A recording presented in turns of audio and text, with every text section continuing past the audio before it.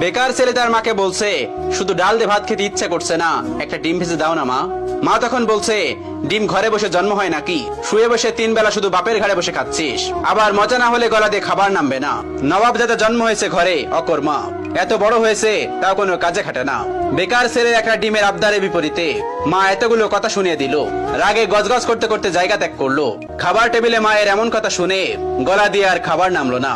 ভাতের প্লেটটা রেখে হাত ধুয়ে ফেললো। মা চাইলে ভালোভাবে বলতে পারতো ডিম নেই। আজ সে বেকার বলে মুখের উপর উঠতে বসতে খাবারের খোঁটাও শুনতে হচ্ছে। নিজেকে আজকাল একটা বোঝা মনে হচ্ছে।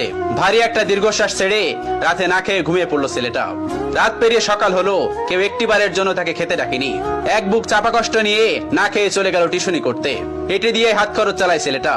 আজ চাকরিওয়ালা বড় ছেলে বাড়িতে এসেছে। যে ঘরে বেকার ছেলের জন্য একটা ডিম ছিল না, সেই ঘরে আজ বাহারি আয়োজন করেছে মা। দুপুরে বড় ছেলেকে যত্ন করে খেতে দিল মা। ওই সময় অভিও এসেছে বাড়িতে। মা তাকে একটিবার অব্দি খেতে রাখলো না।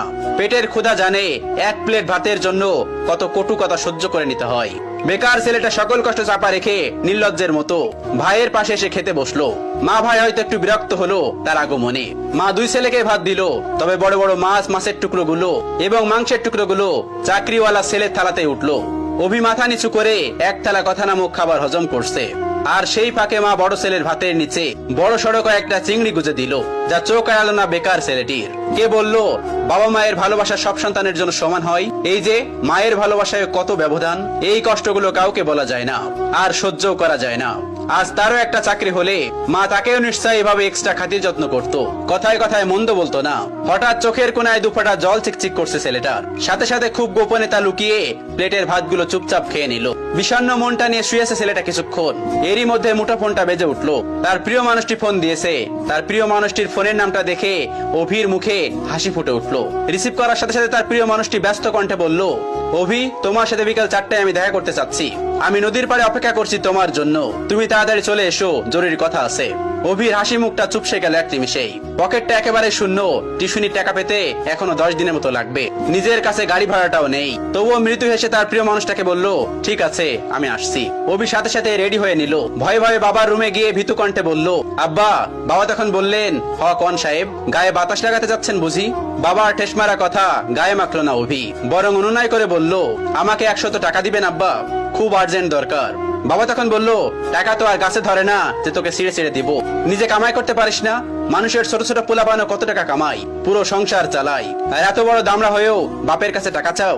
এই লজ্জা করে না তোর? তুই সারাদিন গায়ে বাতাস লাগাই বেড়াবি, আর প্রত্যেক দিন তোর আমি টাকা দিব? অনেক তো বসায় বসায় খাওয়াইছি, আর না। তুই আমার সোজা সাপটা কথা শোন, আমি তো এত পকেট খরচ দিতে পারবো না। এখন থেকে নিজে নিজে ইনকাম করে খা, আর তা না পারলে আমার ঘর থেকে বাইর হয়ে যা। এত ঝামেলা আমার সহ্য হয় না, তুই আমার চোখের সামনে থেকে দূর হ। বাবার এতগুলো কথা শুনে ছেলেটার বুকটা মোচড় দিয়ে উঠলো। ভারী কয়েকটা দীর্ঘশ্বাস ফেলে নিঃশব্দে বের হয়ে আসলো ঘর থেকে। এদিকে প্রিয় মানুষটা বারবার কল দিয়ে তাকে তাড়া দিচ্ছে। নিজেকে সামলে নিল অভি। বাগান থেকে একটা গোলাপ ছিঁড়ে নিজের পকেটে রেখে দিল অভি। অতঃপর পায়ে হেঁটেই গেল যথার্থ স্থানে। প্রিয়তমা আগে এসে বসে আছে।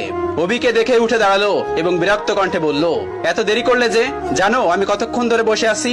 অভি তখন বলল, সরি আমার অনুরাগী, রাগ করো না আমার উপর, আসতে একটু দেরি হয়েছে। প্রিয়তমা তখন বলল, চুপ করো, চুপ করে থাকো, নিশ্চয় টাকা ছিল না? নিশ্চয় পায়ে হেঁটে এসেছো? অভি তখন মাথা নিচু করে ফেললো। প্রিয়তমা তার হাতে একটা কার্ড ধরিয়ে দিয়ে বলল, সারপ্রাইজ। ছেলেটা তখন বলল, কি এটা, কিসের কার্ড? তখন তার প্রিয়তমা তাকে বলল, এটা আমার বিয়ের কার্ড, ফার্স্ট আমি তোমাকেই দিলাম, এসো, কিন্তু তুমি কিন্তু একদমই মিস করবে না। ছেলেটি তখন বলল, মানে কি বলছো তুমি, সত্যি বলছো?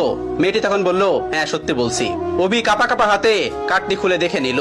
তার বুকের বাঁ পাশটায় চিনচিন করে ব্যথা করছে। কাপা কাপা কণ্ঠে জানতে চাইলো, 3 বছরের সম্পর্কের, তবে আজই কি ইতি কথা? প্রিয়তমা তখন জোর কণ্ঠে বলে উঠলো, হ্যাঁ। ছেলেটি তখন বলে উঠলো, আচ্ছা, ভালোবাসতে না আমায় তুমি? এত স্বাভাবিক, কষ্ট হচ্ছে না তোমার? কি করে পারবে তুমি আমাকে ছাড়া অন্য কাউকে বিয়ে করতে? প্লিজ প্লিজ এমন করো না, বলো এসব মিথ্যে। আমি তোমাকে ভালোবাসি, তোমাকে ছাড়া আমি কিভাবে থাকবো বলো? প্রিয়তমা তখন বলে উঠলো, দেখো, আবেগ দিয়ে জীবন চলে না, কম অপেক্ষা তো করলাম না তোমার জন্য। আমি আর আমার বাবা মাকে কষ্ট দিতে পারবো না, আমি চললাম। তখন ছেলেটি অনুনয় বিনয় করে বলছে, আমার হয়ে থেকে যাও না প্লিজ। প্রিয়তমা তখন বলে উঠলো, রাখতে পারবে তুমি? ছেলেটি তখন আবার বলল, আমাকে আরো কয়েকটা দিন সময় দাও না প্লিজ। প্রিয়তমা তখন জোর কণ্ঠে বলে উঠলো, রাখতে পারলে এক্ষুনি, আর না হয় আর আটকেও না। ছেলেটি হাঁটু গেড়ে বসে পড়লো মাটিতে। কিভাবে আগলে রাখবে নিজের ভালোবাসাকে? সে তো নিজেই বেকার, বাসায় নিজেরই তো জায়গা হয় না। তার উপরে অন্য কেউ তো নয়। অতঃপর মনের বিরুদ্ধে যে মাথা নিচু করে বলতে হলো, সরি অনুরাগী, তোমাকে রাখার সাধ্য যে আমার নেই। চলে যাও, তবে সুখী হও স্বামীর ঘরে। ভালো থেকো আমার না হওয়া প্রিয়তমা। বিদায় আমার অনুরাগী। অতঃপর 3 বছরের ভালোবাসার দাপন হলো বেকারত্বের কারণে। এভাবেই প্রতিনিয়ত হাজারো বেকার ছেলে হারায় তাদের প্রিয়তমাকে। অভি টলতে টলতে নদীর কিনারায় বসে পড়লো। নিজেকে পাগল পাগল লাগছে। প্রিয় হারানোর যন্ত্রণা এত তীব্র কেন, এত ব্যথা কেন? এই তো মনে হচ্ছে দমটা বের হয়ে যাবে তার। বুকের বাপাসটা ঝলসে যাচ্ছে তার। চোখ দিয়ে ঝরছে নীরব অশ্রু। বেকারদের এই নীরব অশ্রু লোকচক্ষুর আড়ালেই রয়ে যায়। বুক পকেটের শখের গোলাপটা আর দেয়া হলো না, আর দেওয়া হলো না প্রিয়তমাকে। অভি উঠে দাঁড়ালো এবং গোলাপটা ছুঁড়ে ফেললো নদীর পানিতে। অতঃপর দাঁড়িয়ে বিড়বিড় করে বলল, বেকারত্ব মানে রোজ হাজারো স্বপ্নের বলিদান।